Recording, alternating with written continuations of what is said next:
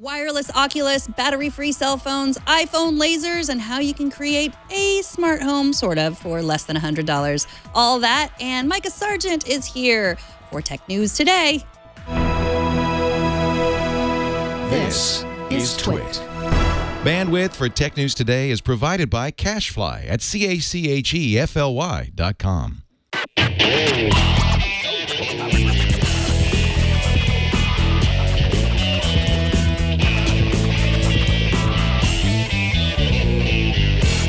This is Tech News Today, episode 1809, recorded Thursday, July 13th, 2017. This episode of Tech News Today is brought to you by Rocket Mortgage by Quicken Loans. Home plays a big role in your life. That's why Quicken Loans created Rocket Mortgage. It lets you apply simply and understand the entire mortgage process fully so you can be confident that you're getting the right mortgage for you. Get started at rocketmortgage.com/TNT. And by Tracker, a coin-sized tracking device that pairs with your smartphone and keeps you from losing your most valued possessions. Visit thetracker.com right now and enter promo code TNT to save 20% off any order. Welcome to Tech News Today. This is the show where we tell you what you need to know about technology today.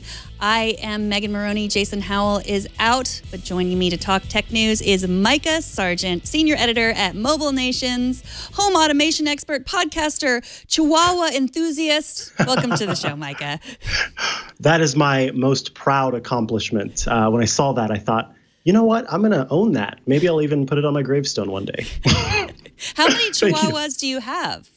I have two. One's full-bred Chihuahua. His name's Henry, and I have a Chihuahua Rat Terrier. Her name is Mizzy, and they are both, the best dogs in the world, of course. And I saw on your Twitter that they did a lot of shopping for Prime Day. They did. Both of them were like, hey, I heard there was a squeaky duck I could have. And suddenly Alexa was, oh, I said the word. They said, don't say it. I'm sorry. It was ordering. The Echo was ordering things. So it arrived, and it turned out to be like this big.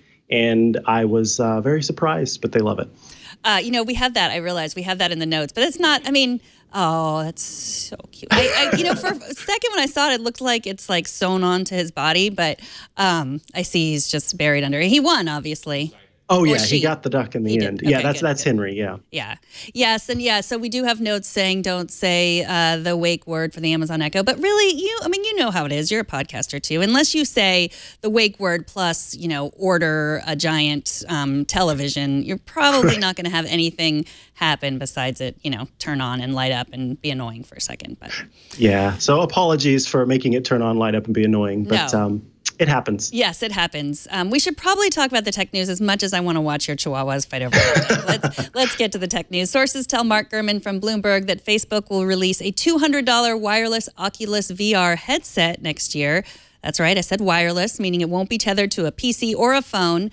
The device, codenamed Pacific, will look like the Rift, but will reportedly be lighter and be able to handle graphics better than the Samsung Gear VR headset, since it'll run on a Qualcomm Snapdragon mobile processor. Gurman says the new device will not have positional tracking. Oculus told TechCrunch that they don't have a device to unveil at this time, but they did confirm investments in the standalone VR category. So what do you think about a standalone device? Do you think this is really coming, or do you think they're just kind of feeling threatened by Apple's leap into AR? Look, I've seen some really impressive AR technology, these apps that have been created that are just demos right now using Apple's AR kit. And, it's really picking up steam. And I think that everybody having their iPhones right there and being able to use them to kind of play games and get into these experiences, it's great. But if we're talking about full-on VR, right now you've got Oculus and you've got HTC Vive that are really going all in. And I'm really upset to hear that the positional tracking is not going to be there if this is going to be a thing that happens, because this could be really cool, especially with wires kind of getting in the way as you're trying to play these experiences. Well, what does that mean, a headset without positional tracking? What does that mean exactly when you're gaming?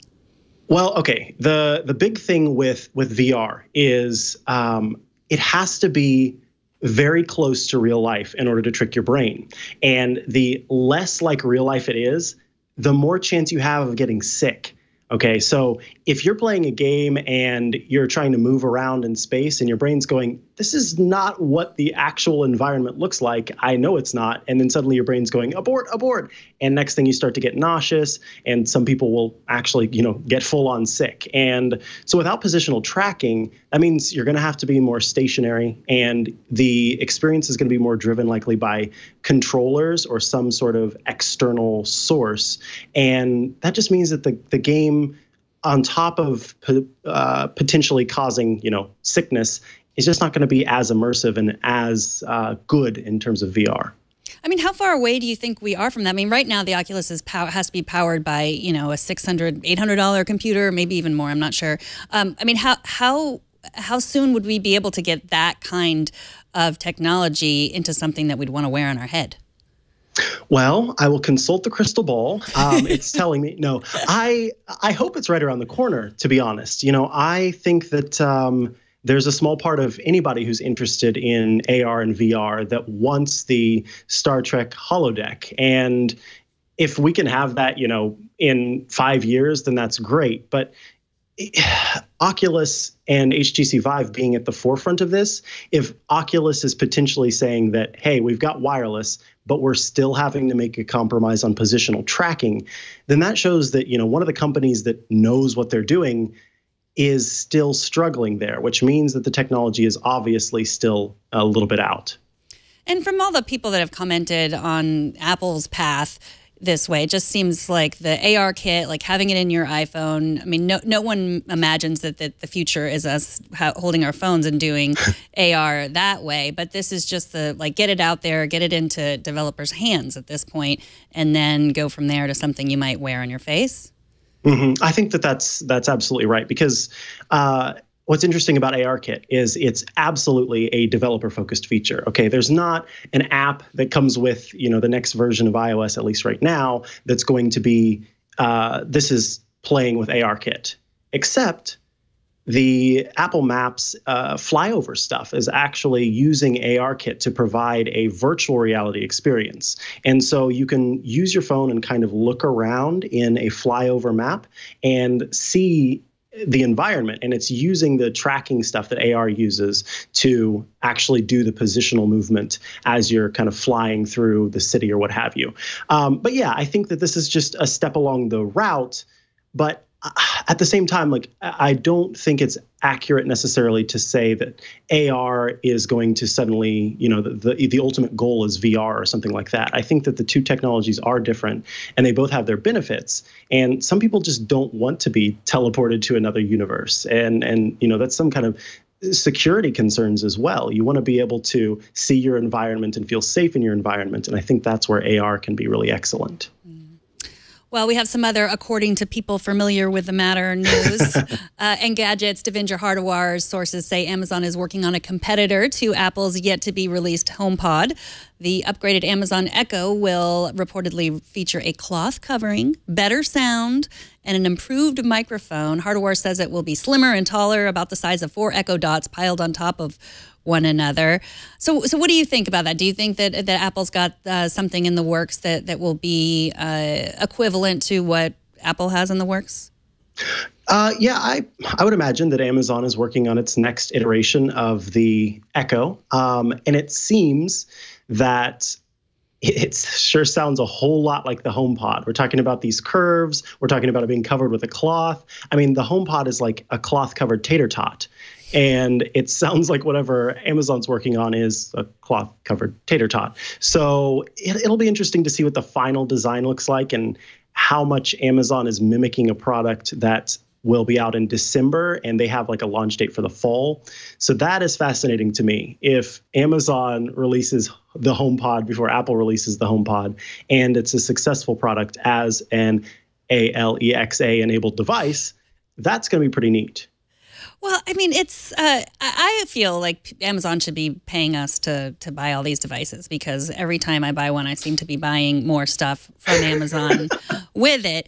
But and none of them are very attractive. None of them look anything like any of my Apple devices. I mean, the Echo Show is pretty much the ugliest piece of technology I've bought in the last 2 or 3 years, and yet I love it.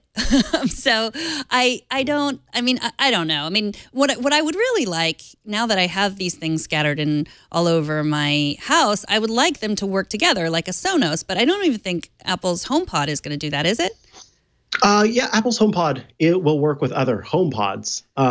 It's AirPlay 2 technology that actually lets Apple TVs and HomePods and AirPlay 2 supported speakers all work together to provide whole home audio. So, whenever we talk about HomePod, I really do compare it more to a Sonos device than I do any of these smart speakers made by Google or made by Amazon, because it's a premium speaker that just so happens to have Siri on board. That's kind of how they announced it even. Siri was not the feature, the big feature of the HomePod. It was the fact that it's got 75 tweeters and 64 subwoofers and all the technology that's built inside.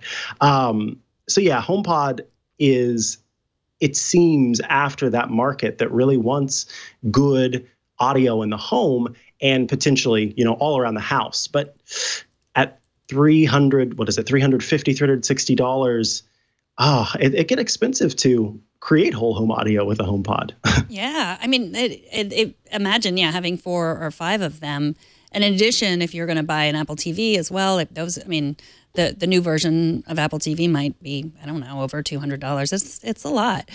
But yeah, I mean, I guess if you're a music aficionado, then it's great for you. So, okay, so you wrote a piece about whether you should buy an Amazon Echo or an Echo Dot, or you should wait for the HomePod. What do you think? Who should wait, and who would you say go ahead and buy an Amazon device at this point? So I really do. I think the HomePod is for a person who is, steeped in the Apple ecosystem and who uses Amazon Music, who uses Apple Music exclusively. Because Apple right now is marketing this device as an extension of Apple Music. It works with AirPlay, sure, but the main thing is it's got, Apple Music Magic built in, and you'll use it to play music from that service. If you are a Spotify user, if you are an Amazon Prime Music Unlimited user, if you use any of Google's music systems or any other sort of music system, it's not for you, because it's not going to provide those deep integrations. And on top of that, it's not going to let you control your music in the same way that you can with an Echo device. Because with Echo, I can talk to Spotify directly and say, hey, I want to play this playlist from Spotify. If you try to tell Siri to do that, then it'll look for it in Apple Music, I guess, or just tell you that it can't help you with that. So that's the first thing. If you're Apple Music and you're all in on Apple, then wait until December. If on top of that, you're comfortable spending that much money and this really premium audio experience seems interesting to you. On the other hand, Echo Dot is really fascinating because it has a little headphone jack on the back, and you can plug in the most expensive speakers money can buy if you want to, and suddenly you have Alexa on this this really expensive whole home audio system that you've built. So I think the Echo and the Echo Dot, those are for people who may want to have a smart assistant in their home right now. And it's also for people who maybe don't want to spend a whole bunch of money on a device that kind of is pretty walled off in terms of what it can do. I mean, yes, you can AirPlay, but what happens when your Android using friend comes over and wants to play a podcast that they like or play a song? Well, I'm sorry, you're going to have to send me the link and then I'll play it over AirPlay. Like a cave person. Like a cave person. Yeah, I mean, I can, so you won't be able to use Bluetooth. It's not Bluetooth enabled, so you can't connect your phone. Oh, I didn't realize As it stands now, I mean, by December that could change, but right now it is AirPlay exclusive. And yeah, that's disappointing. Yeah, because I mean, I use Apple Music. I subscribe to Apple Music, and I just hook up my, I just say pair Bluetooth, and it pairs, and then I can listen to. I mean, I have to control it with my phone, like a cave person, but a cave person with a smart home device in her cave. First of all, I want a shirt that says "like a cave person" now. But yeah, I mean, it's a little frustrating. And look, Siri is in a lot of different languages, and I think that that's one of the main reasons. Of course, this is speculation, of course, but one of the main reasons that Siri doesn't work with Spotify and work with other third-party music subscriptions in terms of, the control that it has in Apple Music. Meanwhile, Alexa and the Google Assistant can work with those other streaming services to provide those kind of deeper controls and say, hey, play this playlist, or I don't like this song, or what have you. So, I think I hope to see a future iteration like HomePod software version 2 or what have you, HomePod OS, that includes some more integrations, and just give us Bluetooth, please. Yeah.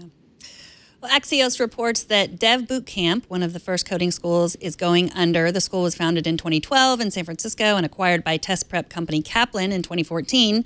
In a Facebook post, Dev Boot Camp representative wrote that their business model was unsustainable. They had grown to 6 locations in the U.S. The company is often credited with rethinking traditional education models, and if the Facebook posts, the Facebook comments are to be believed, it will be missed by many. So Dev Boot Camp has really been, it was one of the first boot camps. We hear about boot camps all the time. There's some controversy about how easy it is to get a job from a boot camp, and they're working on being more transparent about that. What do you think about Dev Boot Camp going under?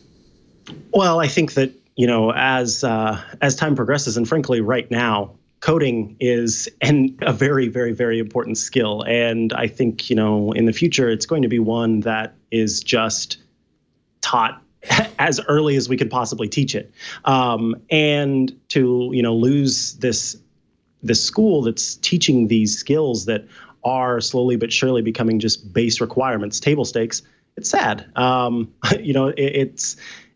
It shows that you can take a risk and you can try a different model, and sometimes it doesn't work. And it also kind of shows the risks, I think, of growing too quickly. And that's a big concern that I think any sort of startup, any sort of new company has as they're trying to keep everybody happy and also improve upon their experience. Well, I think with the internet, and as we're rethinking education in so many different ways, like for-profit educational institutions, of course, have gotten in a lot of trouble. And there's a sort of this new expectation of like, well, I pay for school, I should get this great job. And that's not really traditionally the way education has worked. And we've spoken a few times to Quincy Larson, who started Free Code Camp, which is a totally free service. And what he says basically is, in order to really finish Free Code Camp, to learn how to code, you have to have a lot of grit. It's hard. You have to dedicate a lot of time to it. You have to really want to do it. And I think the fact that you pay a certain amount of money to do a code camp, or a coding boot camp, or some kind of any kind of for-profit school, and then you just expect a return because you paid for it. That's not really the way any kind of education works, I think. Yeah, I'm sorry to say that if that's your mindset, I think that it's a little incorrect.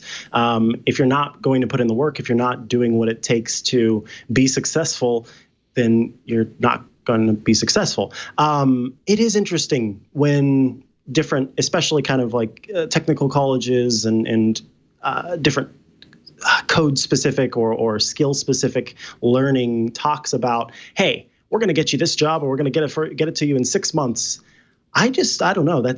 I would not make that promise in the first place, because oftentimes it's based on an individual. And of course, we know there are lots of other things that come into play, like lack of diversity and people getting hired for wrong reasons. I mean, there's just so many things that play into that. And so we've got kind of two sides of it. I think that it's a little misleading to promise those kinds of things on one hand. And then on the other hand, if somebody thinks that, okay, as long as I pay this money that I'm going to get a job, then that's not like that's just an incorrect belief. You have to also put in the work. So yeah, if we talk about, needing to really get in and get going and show that you're excited about this, and if that does lead to jobs, that's fantastic. So I think in the long run, our goal should be to make that a real thing. If there are genuinely people out there who show this passion and who show that they can do this, then let's get them jobs. But if you're just like looking to hand over some dollars and hope that you have a job out at the end of it, that's not a great idea. Yeah, and I didn't mean to imply that Dev Boot Camp was encouraging people that was what was going to happen or anything like that. Just a trend in the industry. You know, as anything becomes popular, that it falls into the hands of people who just want to make a buck by, you know, selling those sorts of things. But we are always in search of a bigger, better battery for our cell phone while keeping our devices thin and light. But what if the best battery for a cell phone is no battery at all? Researchers at University of Washington have created the first batteryless cell phone that works by harvesting ambient power from radio signals and light using tiny photodiodes. It includes capacitive touch buttons and sends the calls through Skype. You're not going to be streaming Netflix in HD on this device anytime soon. Sorry. It consumes only microwatts of energy at a time. Did you get a chance to take a look at this phone, Micah? This, I mean, it's gorgeous. Obviously, it's going to be my next phone, and I will, you know, wear it proudly around my neck probably. No, I think that this is exciting for one big reason, and that is all these people right now talking about wireless charging and saying, you know, oh, our phone offers wireless charging, and perhaps the next iPhone will offer wireless charging. Wireless charging is not a real thing. Yes, there's no wire running between your phone and the charging pad that you set your phone on, but your phone is stuck on the charging pad and it's there until it's charged, or you take it off and then you have to put it back on again to make it charge again. I can't wait for the future in which I can walk around with my device and there's literally no wire running between my device and whatever happens to be charging it. So please keep on keeping on, because this is what I think of when I think of wireless charging. And in fact, I guess that's even an inaccurate definition or a word for it, because it's not charging. It just is. It's constantly running because of these, you know, radio signals. So excellent. Let's have more of this, please. Yeah, I mean, I think it's like this is sort of like one step up from the 2 tin cans and string.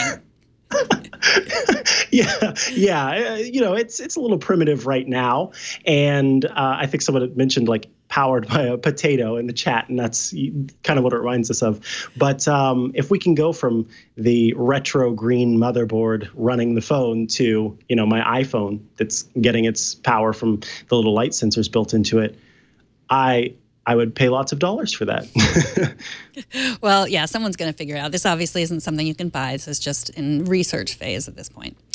So I guess we're not planning on giving up our iPhones for the battery-free phone yet, which is a good thing because we now can talk about some iPhone rumors, and they involve lasers, which is always exciting. Sources tell Fast Company that Apple is working on a rear-facing 3D laser for AR and autofocus to be attached to the back of one of the 3 iPhones that Apple will announce in the fall, hopefully.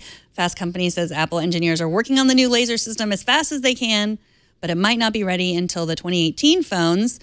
When it is available, it will be used for the 3D selfie effects that make Snapchat so popular, with me at least, as well as facial recognition for authentication purposes. What are your thoughts on these rumors, Micah? Well, if we're adding, you know, more types of lasers and all this sort of focusing mumbo jumbo, then obviously we're going to get better camera systems, and better camera systems means better AR and potentially better VR. And it's a step down the road as we move into the future of really cool things that we can do with our devices. So, I mean, you say lasers and I'm already on board, but you say lasers meaning that I'm getting better camera photography. I'm getting, again, better experiences in AR and VR, better Snapchat filters, better Instagram filters, you know, when they come after Snapchat makes them, a better dancing hot dog, then I'm sold. I think that it's great. And I think that lasers eventually means that I can, you know, put Snapchat filters on my dogs, right? I hope so. Yeah, that is the real, yeah, we're like cave people here. We can't even put Snapchat filters on our dogs. I'm hoping the lasers will let us, like the phone will let us shoot lasers at our enemies. Ooh, laser tag, iPhone laser tag. Yeah. Yeah, I'm on board. So what about this? I mean, this also goes along with this rumor we've been hearing that there's going to be no Touch ID and it's going to recognize our face, which we have, I mean, it just doesn't, I can't believe that. It seems shocking to me that they would remove Touch ID and replace it with facial recognition that hasn't worked for anyone. except for as a gimmick. I am with you, Megan. I'm with you. I think that, there's kind of a spectrum of, you have people on one end that really, really, really hate Apple, and you have people on one end that really, really, really like Apple. And somewhere toward the really, really like Apple side, there is a group of hot takers who say that, like, anytime Apple comes out with something new or they make a compromise for something like removing the headphone jack, there's reason for it. And Apple took a lot of time to study this, and they really thought about it, and, labs this and fake phones that, and they've been testing it, yada, yada, yada. I imagine that if we do get this sort of facial recognition stuff, they've tested it, but the testing can only go so far. They have a huge user base, and in the real world, outside of, labs and like fake externals of phones that have the facial recognition technology built in, however they're testing it, there's going to be a different kind of way that it plays out. And so it does worry me, because I know Touch ID to work so well, and I don't want to have to go back to a caveman world where I have to type in, a code, a short code to enter my phone or get into my phone because, the facial tracking isn't working anymore. After the break, Michael will make us smart about our smart homes. But first, let's take a minute to thank Rocket Mortgage from Quicken Loans, the sponsor of this episode. If you have ever needed a mortgage, you know it is a daunting task. I'm not against all face-to-face communications, but in some industries, I got to say it's overrated. One of those industries is the mortgage industry. A lot of it is dated. It needs a client-focused technological revolution. It needs an app that will let you not have to be face-to-face with someone. Quicken Loans created that. That's why they created Rocket Mortgage. Rocket Mortgage gives you the confidence you need when it comes to buying a home or refinancing your existing home loan. It's simple, allows you to fully understand all the details and be confident that you're getting the right mortgage for you. It's also very convenient. Like I said, sitting on your couch in your pajamas with an app. That is a great way to get a mortgage. Their trusted partners allow you to share your financial information with Rocket Mortgage at the touch of a button. And it is very powerful. So it doesn't matter what your financial situation is. If you are buying your first home, if you are refinancing your 20th home, Rocket Mortgage is able to perform thousands of calculations in seconds. They will look at your income, your assets, your credit. They're going to give you the right mortgage that is tailored just for you. They will analyze all of your home loan options, and then all of the ones that you qualify, they'll let you know, and then they'll find the one that will work for your situation. Everyone's situation is different, and they can figure out what is right for you. Rocket Mortgage by Quicken Loans. Apply simply, understand fully, mortgage confidently. To get started, go to rocketmortgage.com/TNT. That's rocketmortgage.com/TNT. Equal housing lender, licensed in all 50 states, NMLSconsumeraccess.org, number 3030. And we thank Rocket Mortgage by Quicken Loans for their support. So over at iMore, you showed us how to install a smart home system without running any wires. What are some of the lessons that you learned from that experience?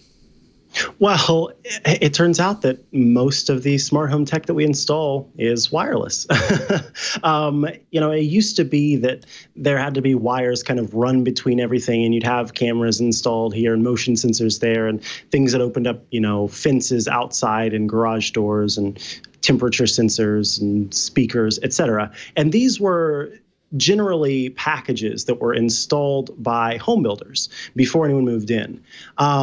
And now that HomeKit and SmartThings and all these different sorts of technologies have come along to make it available, I think, to more consumers, we're having to take a different approach. And, it's not as easy for every person to go in and try to install a bunch of stuff that requires wires running between it. But as I mentioned, most of the stuff it doesn't require wires. You have your Wi-Fi enabled bulbs. You have switches that you can plug into the wall. You've got the list goes on and on and on. There's lots of technology. There's motion sensing and temperature sensors and all these things. And I have one right here that's a temperature and humidity sensor from Elgato, and it's the Eve Degree. And no wires. So it ended up being really easy to write that piece. It's not hard to have a wireless installation. Now, do you have the whole Eve system at your house? Yeah. I've got motion sensors and temperature sensors from them, as well as contact sensors and a few Eve switches that actually did require some wiring because they're installed in wall. And then is there an Eve hub, or does it connect to a different hub? No, it actually uses Bluetooth LE, and it's HomeKit enabled, so it uses your Apple TV if you have a 4th generation or later Apple TV, or your iPad. If you have an iPad at home, then that also works as the hub. Now, that's if you're out of the house. If you're out of the house and you want to, say, shut off the light that's connected to that Eve light switch, then what happens is your phone communicates with the iPad or the Apple TV, and that sends the Bluetooth signal directly to the switch and tells it to turn off. If you're in home, though, then the phone can just do it itself. It can talk directly to the hub if it needs to, or rather to the switch if it needs to. Because that was, about a year ago when I set an intention, I'm going to smarten up my home. It was all the hubs that really threw me. Like, there were so many of them, and I just gave up. But are you saying like they're not going that direction, these companies, anymore, or you can just do it now that you have HomeKit? If you're using, if you're on iOS, then you don't need the hubs. So it's interesting because, yes, Philips Hue, I still say, is the best lighting system that you can buy into. And Philips Hue does require a hub. But yeah, I think we're seeing a trend right now where hubs are less important because Wi-Fi and Bluetooth are getting better at sipping very small amounts of power and also reaching longer distances. So I have all the way in my garage, which is all the way across the house, a contact sensor on my garage door, and from anywhere in the house, and even like as I'm leaving, I still get notifications letting me know that the garage door has been opened or closed, because the technology is just good. And since I bought it, I haven't had to replace the battery. So I really think we're going to see companies moving toward the Bluetooth and the Wi-Fi area, because of the fact that people, as you just mentioned, people really don't like to fool with hubs, and sometimes people don't know what they're supposed to do with hubs or bridges. And bridges are good in the sense that it's an easy way to kind of organize your lights. So in the case of Philips Hue, and as I think we move on and we see these devices are smart assistant devices like the Google Home and the Amazon Echo being able to communicate directly with these Wi-Fi or Bluetooth enabled devices, that's where we can kind of start to forget about the bridge or the hub, because those devices themselves become the bridges and the hubs. We should also say, like, your mileage of how easy it is to set up. A lot of these systems will depend on how old or new your house is, right? I mean, with the Echo Bee4 that I began installing, I got about halfway through and I realized I didn't have like the tiny flathead screwdriver, which is the most people have. Burke, who's in our studio, is laughing at me right now because he probably carries 5 or 6 around in his pockets at all times. But they have, the Echo Bee has an extra kit that you can that comes along with it if you have a more complicated system. But if your house is newer, you don't really need that. The power extension kit, yes, I think, is what it's called. And yeah, I had to use it with that. And certainly, your mileage will vary. And if you're going to dig into that stuff, if you're not comfortable with it, please don't do it. Hire somebody, let somebody else come in who might know a little bit more, because if you do start getting into the wiring, like with me, replacing in-wall switches and things like that, if you don't know how to do that stuff, you could seriously injure yourself, if not legitimately kill yourself. It's dangerous, it's high power, it's not safe if you aren't comfortable doing it or if you don't know how. At the same time, these companies do include all the hardware and things like that you need, other than screwdrivers and stuff like that. They include wire nuts if you're going to do the outlets and the switches, and they include a lot of instructions and will give you everything that you need if you have a little bit of experience in that. But if not, or if you have an older home, a lot of these in-wall switches aren't going to work because they require something called the neutral wire. And many old wiring systems do not include neutral wires. And you'll actually have to hire an electrician to come and rewire your entire home to add a neutral wire to each of the boxes that you want to add, devices to. So would you call, having installed the Echo Bee4, would you call that a wireless device, or would you say you have to really go in there? I mean, there's the inside your thermostat that you have to connect. Yeah. So when I was creating this article, what I really was going for was basically staying out of your walls, staying out of digging into spidery crawl spaces and stuff like that. And so I do consider that device, that smart thermostat, to be a wired experience. And yeah, again, the instructions are included, and it wasn't difficult even when I had to install that power extender kit to make it happen. But sometimes people don't have all of the wires that they need running from their thermostat to their whole air conditioning / heat system. And so you end up having to call an electrician for that. And it can get complicated really quickly.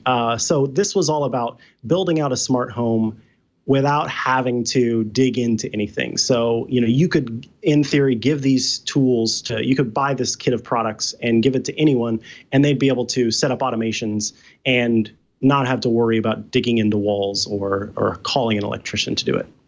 I'm glad I talked to you, because earlier this week, when Amazon announced that they were going to hire a bunch of smart home experts and offer installation at a cost, I said, if you're going to be putting these devices in your house, you should know how to do it and do it yourself, which you have a much better point that if you really don't feel comfortable and you might die, then maybe it's not the best teachable moment. But I think that I'm still going to go forward and do and finish the Echo B4 process. Because you do have to like turn off your air conditioning and your heat, and sometimes that is in a spidery crawl space. But I think I can do it. Yeah, I think you can too, Megan. And honestly, that one is one of the easier ones, because those wires are very, very, very low power that are running from your thermostat system all the way through to wherever you have it set up. That's a lot different than taking, the light switch off of your wall and working with that, because you got to go to the breaker box. You got to make sure you turn off the right breaker. Some of the power in your house is going to go out while that breaker is out. If you live where I live, then the electrician did some funny, weird stuff where things are labeled incorrectly, and so you have to be careful of that. I mean, there are lots of different things that can happen, and that's where you really want to know what you're doing before you dig into it. But if you are interested, there also happens to be an article that I wrote about installing these in-wall switches. So certainly check that out if you're looking to, upgrade your existing thing. But if you'd rather just stay wire-free, then wire-free is the way to be. Yeah, and check out that article. You can read both of those articles on iMore. And you also wrote about how you can smarten up your home a little bit on a budget. What can I get for $100? Sadly, not much. So I actually, this one was pitched to me, and I, was like, oh yeah, this is going to be great. It's going to be easy. I'm going to go in. I'm going to have like 5 things. I ended up kind of putting together, I think it was 3 different sort of kits, 3 different packs, smart home packs that you could buy. And I had to make a few compromises, because what I was hoping to do was stick to HomeKit enabled devices. And the reason why, it's not because it's on iMore, because iMore actually has expanded their coverage beyond just Apple stuff.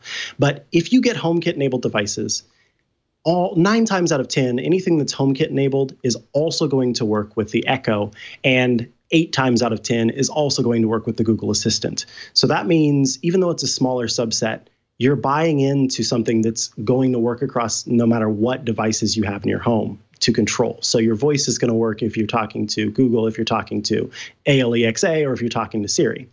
And that's what makes, I think, HomeKit enabled devices great on the on the surface, but then also HomeKit enabled devices, if you do have iOS, it's super integrated. And also because of because of Apple's more rigorous safety concerns and security concerns, they are more secure products. So anywho, I did have to make a compromise, and I included a few that were not HomeKit enabled, but do have great ratings and work well as Wi-Fi devices. So I think one is like a Wi-Fi bulb, and you get a motion sensor and a plug. And so, you can build out a basic experience where when, you walk in the house, it senses your motion, and then the light in the entryway turns on.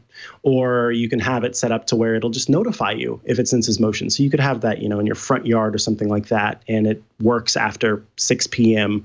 and lets you know if there are people creeping around outside your house.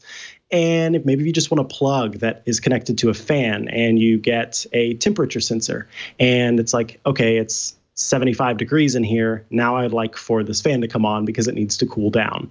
So basically, for under $100, you can build out a basic automation experience that involve a few different things. And this is also why I suggested HomeKit-enabled accessories for the most part, because on top of these devices kind of working together to be controlled, if it's HomeKit-enabled, it can also use your phone's location in and of itself as a trigger. So when I leave my home, then I want that light that I bought to turn off. It can do that. When I enter my home, I want that light that I bought to turn on, or I want the fan to turn on, or what have you. So there are some fun experiences that you can create using these different packs that I've kind of built out. But yeah, I mean, ultimately, smart home technology is still new, and well, it's just gaining popularity, I think, on its own as these individual products that consumers can buy. And because of that, I don't encourage people to, go to Amazon and find the $5. Oh, Lord, if there's something that's $5, please, for the love, don't buy that. Because this stuff needs to be safe and secure. And that almost always means that the company is going to have to spend more money to create it, which means it's going to cost you more money to buy it. Right. And you want them to invest in updates and like privacy and all the other thing. Yeah, so exactly. Exactly. Well, after the break, I get schooled on the popularity of pressure cookers. But first, let's take a minute to thank Tracker, the sponsor of this episode. If anyone out there doesn't regularly lose his or her stuff, I would like to hear from you. Please email me immediately at megan@twit.tv if you don't lose stuff regularly. Tweet at me. I'm at Megan Maroney. I need to know your secret, because if you, like me, regularly use things, you're going to want to hear what Tracker has done now. They have created the Tracker Pixel. It's pretty new. It's their new upgraded Pixel. And with it, you will never have to worry about losing your things again. Tracker Pixel, it's the lightest Bluetooth tracking device on the market. You place it on whatever you tend to lose the most, your keys, your wallets, even your cat. You can even place it on your pet turtle. Although, let's be honest, you'd really have to be ignoring that turtle if he gets away from you because, he walks very slowly. But Tracker is small enough to fit on a turtle or all your smallest items. And when you misplace that item or the turtle runs away, with the Tracker Pixel attached, you use your smartphone and a 90 decibel alert will help you find it in just seconds. It even has powerful LED lights so you can find your items in the dark. If you lose your phone, you press the button on your Tracker Pixel and then your phone rings, even if it's on silent. You can locate your item, even if it is miles and miles away. Even if that turtle, if you haven't seen him in weeks or like a month and he's a mile away, every Tracker user is part of a large crowd locate network. It's the largest crowd locate network in the world. And so they will find your turtle for you, or your cat, or your keys, or your wallet, or all the many things that you lose, your drone even. There's really no reason not to try it. Tracker has a 30-day money-back guarantee. So go to thetracker.com and enter promo code TNT to save 20% off any order. That's TheTracker.com, promo code TNT for 20% off your order. So yesterday, so often I say things on the show and then I get tons of email and I'm just amazed. I marveled at the fact that one of the most popular items purchased on Prime Day was a pressure cooker. I am apparently very naive about the popularity of the pressure cooker and the importance of this particular pressure cooker. Will wrote in, the pressure cooker in question is a cult favorite, the Instapot. And it was a darn good deal. It's a smart pressure cooker, which you can even program it if you buy the top level one. Logan wrote, actually, my wife and I did buy the Instapot 8-quart cooker during Prime Day, although looking at camel.com, it was the normal sale price. We bought the 6-quart one last Black Friday and use it all the time and found a need for a larger one when cooking some roasts, and other times we have wanted one for cooking up potatoes or other things.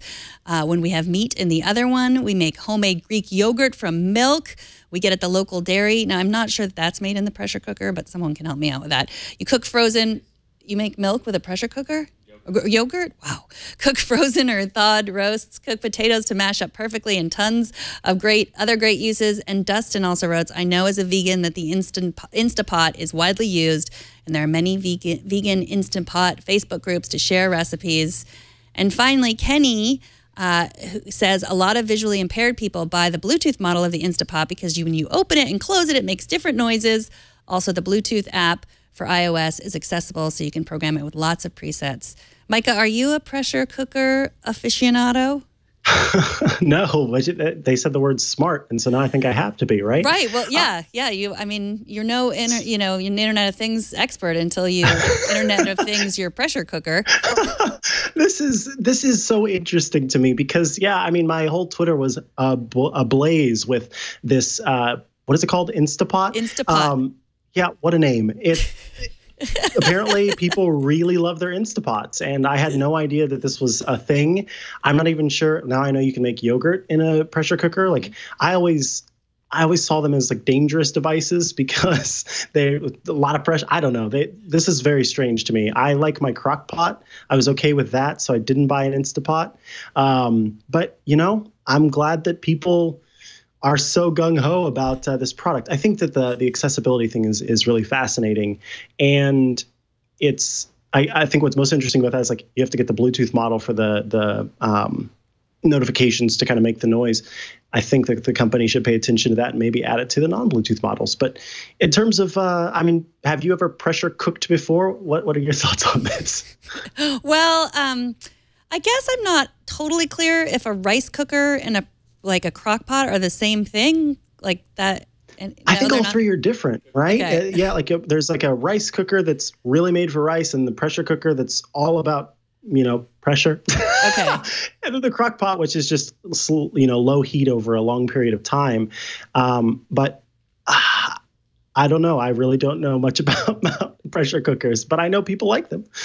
I guess people like them. I don't eat meat, so that we used to have a crock pot, which I guess is different. But that's what I was thinking, and we got rid of it because it was like that's what I always thought that you would make in it. But now, according to our viewers, there's lots of vegan recipes, so I might have to try the Instapot. And I guess it's just that it really wasn't a deal according to Camel. So yeah, apparently that's a lot of Amazon's Prime Day. It ends up that many of the deals aren't actually deals, and it's just typical.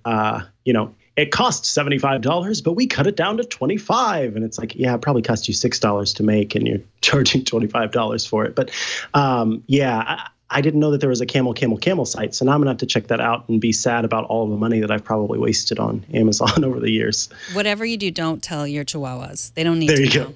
They don't need to know about how much that duck cost. Right, exactly. TNT's fan of the day is Mitch Miller, who says he watches us in his home office. So he sent a picture of yesterday when we streamed in black and white in honor of Net Neutrality Action Day. And so there we are in our film noir version of Tech News Today.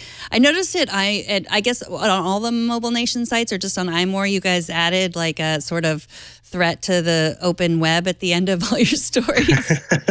Yeah, we did a couple things. We had my pal Daniel Bader, who wrote a really good article just kind of about what's at stake and explaining. It seems like every year net neutrality is kind of a re-education or a new education for people who are just kind of learning about it. And so we had that posted across the sites. And then, we had kind of rewritten some of our headlines so that they involved net neutrality in some way, including some silly ones like, you wouldn't even be able to get to these products on Amazon if if net neutrality wasn't here. So, it was sometimes like a wink, wink, ha ha kind of moment. But I really do think that the visibility is what's important, because someone's going to see that. They're going to wonder what the heck is going on. And then maybe we'll ask their smart assistant what net neutrality is. Yeah, I saw the headlines yesterday, and it took me a while to figure it out. But I was looking at one of your articles in the comments. I'm sure you saw this, someone commented, like, that headline is, I saw the comment today, and they said, that headline is misleading. It implies that you're going to learn about how to save net neutrality with your smart home. And then this commenter realized, I get it. That was just yesterday. So, but that's your next pitch, how to save net neutrality with your smart pressure cooker. Yeah, I was going to say it starts with a pressure cooker, and maybe you add some smart lights after that. So we'll figure it out. If you want to be our fan of the day, just show us how you watch or listen to TNT, record a video, or take a picture of yourself or your setup. You can post it on Instagram, Google+, Twitter, Facebook. Use the hashtag HowIWatchTNT, and we'll find it. Finally, tonight, there are so many things to fear at the ATM. Hackers, thieves, Now we can add one more fear to that list, getting trapped inside. Ray Pauletta from Gizmodo says that a Corpus Christi, Texas man was caught inside an ATM for 2 hours before he finally was rescued by someone who he had slipped a note to through the machine. The man was a contractor who'd been fixing a lock in a room connected to the ATM when he accidentally locked himself in. He didn't have his phone with him or his Apple Watch, apparently, and he had to send several notes before someone took him seriously. So it was several hours sending the notes. Because I'm not sure how I would feel if I got a note like that. I would just be like, oh, you're pranking me. This is a way to steal my PIN code. What do you think, Micah? I would first kind of look around for hidden cameras. Honestly, I can't get past the fact of just being terrified of being. I am a bit claustrophobic, so the idea of being stuck anywhere. It doesn't even have to be a small space, but just like being stuck somewhere and hoping that someone will, believe what I'm saying. That's terrifying to me. So like my palms are sweaty just thinking about that aspect of it. But yeah, I think if someone passed out some notes through the front of the machine or whatever, I'd be like, okay, what's going on here? Especially because we've, at least in my area, we've heard a lot about skimming being a huge thing right now, and especially like at gas stations and ATMs, people replacing the actual card scanners for skimmers and stealing people's information. It's like, how does this involve that? And should I walk away? Should I call the police? But again, relying on someone to trust that what you're saying in this note is true is pretty terrifying. It is, yeah. I mean, that's. I do like the fact that that my Apple Watch has the emergency in there in case I'm stuck in an ATM. Although I was camping this weekend, and I was glamping, I'll be honest. And so the part of the camping site, they offer you these little battery chargers for your cell phone, so that I know it's horrible, and it was wonderful. But I forgot my Apple Watch charger, so I had lots of lightning cables. I don't travel anywhere without lightning, but I forgot my Apple Watch charger, and I have the Series 2 watch, and it lasted all weekend long. It lasted from Friday to Sunday night, which I was amazed. But I had to turn it on power reserve, which I never do. And I kind of forgot how. And I pushed the side button for a really long time. And then all of a sudden the siren came out of my Apple Watch because it's the 911. And then I was afraid, but it doesn't actually call 911. It just, I don't know. I guess it calls if you set it up right, it's supposed to call your emergency contacts. Yeah, it can notify emergency and let your emergency contacts know what's going on. It'll also show your medical ID information and all that jazz. So it can be helpful. I know that right now a lot of it is still sort of buggy, and they're getting all of the stuff worked out with that. And by the time watchOS 4 rolls around, we'll really see the full feature there. I think that this is a really cool feature and has the potential to be very helpful to people. And in fact, come iOS 11, it's also coming to the iPhone itself. And I can't remember if it's the home button or the side button, but you press one of them like 10 times and then it'll do the same kind of thing. So if you can imagine you're in a situation where instead of it just being something like, you're trapped somewhere where you can totally do that out in the open, but if you're in danger and it involves a person, you can very subtly, press those buttons and be able to call on help. So I'm happy that Apple is adding this, and I think that it has the potential to, save lives. Honestly, I mean, it could genuinely save lives. So it's pretty cool. But in the future, if your Apple Watch is having trouble charging, you just want to get down and start a fire, and then you put it inside of your little campfire skillet, and then the inductive heat. No, I'm just kidding. Don't do that. I trusted you, Micah. Don't do that. What do? You just decide that you don't need your Apple Watch. Yeah, which is too bad. I mean, I don't know what else you would do, because I don't know of any other. Well, maybe you could get like an inductive charging plate to work of some sort, because it's the same type of deal. But I've never tested that. And again, you don't want to end up frying your battery, so I wouldn't recommend trying it. But now I might have to. Yeah, it could be a good article. Yeah, turn it on power reserve. And be thankful you do that anyway, because whether you're glamping or camping or on vacation at all, you don't really need to get all of those alerts that you constantly get. Which was a lesson for me. It was a teachable moment for me. Well, Micah, thank you so much. This was so much fun. Micah Sargent is a senior editor at Mobile Nations, a host of so many podcasts. Clockwise.